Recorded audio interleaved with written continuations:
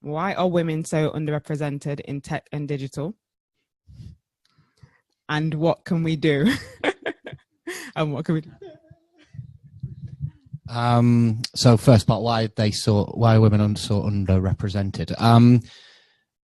There's been a societal shift with regards to technology. As I mentioned earlier in the event, software and technology was a heavily women-orientated industry from the early days of development, whether it's the first ever developer being Ada Lovelace to the work that we did with the Apollo moon landings, to Enigma, to all of these type of analytical, what we now class as engineering type roles.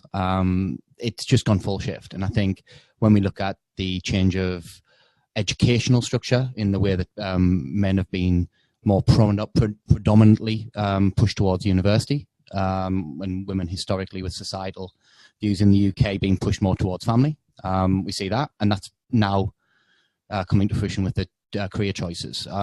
There is a big change, and I think what we see now, especially in recruitment, is the surge of fantastic talent coming through at the early stages of career, coming out of university. There's still a lot of work to do in STEM. We see a lot of universities even proactively advising that software engineering might not be a career for women at educational level, but then we see still a lot of educational challenges with regards to the content that they're teaching. So even from an industry level, it's not aligned to what the industry are actually doing in the real world. There are exceptions to that, and we try and harness that. So I think it's a very big question, and I think it's a long-term answer. But there are big strides being made. I know as Auto Trader are doing a great job. Lots of other companies there's a big push for it all. It shouldn't be just a token gesture, and I think that's one of the challenges as well. It's as we mentioned earlier, it's like, do we just hire women? And it's like, absolutely not. We proactively try and create a diverse pool of candidates to give ourselves the opportunity of hiring in a balanced way. More opportunity of candidates within that pipeline means that that's going to happen. How do we, so in terms of our perspective, we've done it from the very start. We look to try and drive it through effective recruitment processes, and taking obstacles out of the process. We put certain things into the process, such as a social justice interview, which is as important as any other part of the recruitment process. And we're lucky that over a period of 27 years, the business has been built and architected in a way that actually facilitates conversation, diversity, growth. And I know the last question was about calling things out. It's not a problem at ThoughtWorks. I must admit, it's you ask for one opinion, you'll probably get 35, which is a good thing, debate. And I think, yeah, for me, that's one of the biggest things we see. It needs to be understood. It needs to be people who are not on board with it or don't know about it yet need to understand and educate, and we need to help them with that around why it's important. And moving away from that, just put an advert out and hire the best candidate isn't that fair. It is as we talked about earlier, if the playing field's absolutely level, if there's absolutely no societal bias and there's no historical debt involved with regards to the current candidate pipelines, then absolutely, let's do that. Let's hope we get to the point where you can do that. But there's still a long way to go. Oh, it's me. I was like, oh, I've got to think of something. Remind me of the question.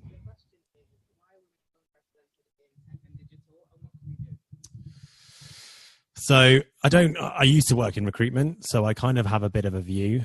I think a lot of it is the societal norms. So I think, and there was an experiment around, it was on BBC fairly recently. They dressed up a boy in girls' clothes and they dressed up a girl in boys' clothes and were like, go and play with the children. And you saw the girls get dolls and kind of, the typical female toys. And then the boys got kind of the cars and the trains and the kind of problem solving. And as those gender norms kind of come through, those skills aren't necessarily developed in the formative years. I remember that during my own personal journey, like I had Connects and Lego and all that kind of stuff. And then my sister had dolls and trolleys and kitchen stuff. And I think there is a part of it kind of starts at that area. You kind of have to give that formative skill to be able to kind of problem solve and creative think, and that comes through play as a child.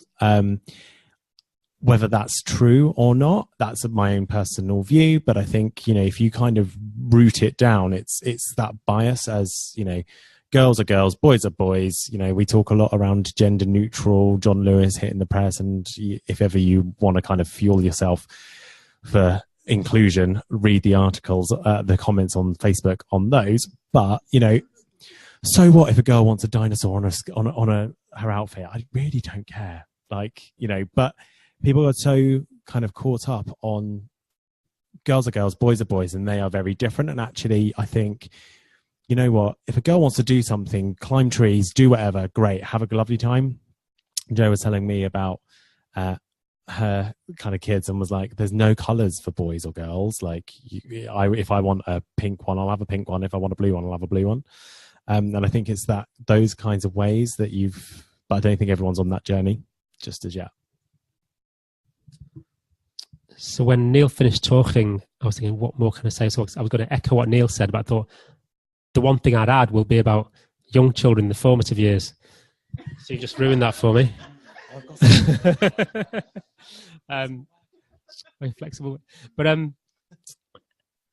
was going to add about the formative years thing, because I think there's a lot that we can do in terms of programs to get, in terms of recruitment programs, in terms of what we do with university students, what we do with secondary school students.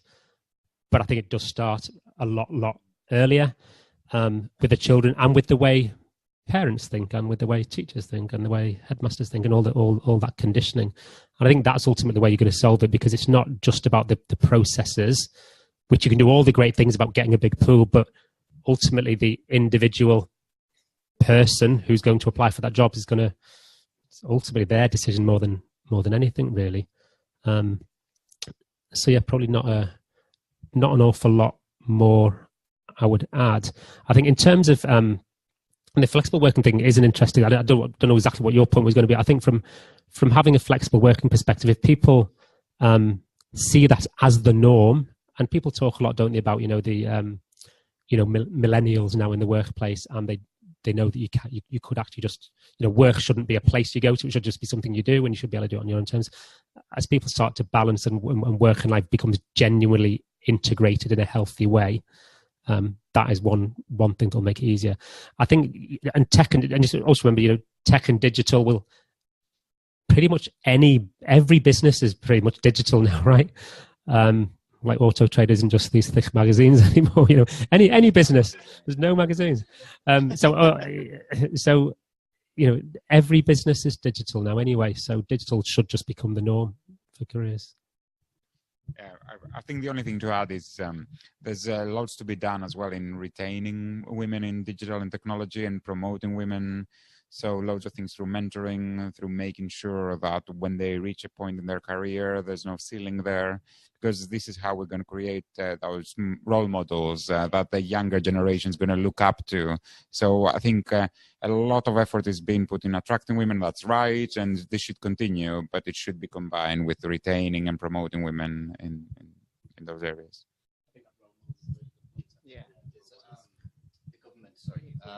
So the government about 6 months ago did a big piece around wanting to drive more gender diversity in tech, and they've just, I don't know whether everyone saw the news, but they've just created a panel for science and technology to help promote it, made up of 8 men. Yeah, it's unbelievable. Unbelievable. Well, it's not. That's the worrying bit. It's not unbelievable at all. It's actually pretty much par for the course. But I thought it's worth flagging that. It's a bit of a contradiction in actual real world.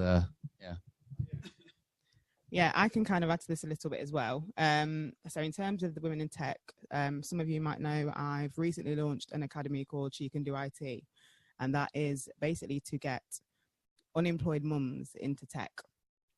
And it might be that they are returning to tech from raising their families or coming into it brand new, but tailoring it in such a way that it's really for them.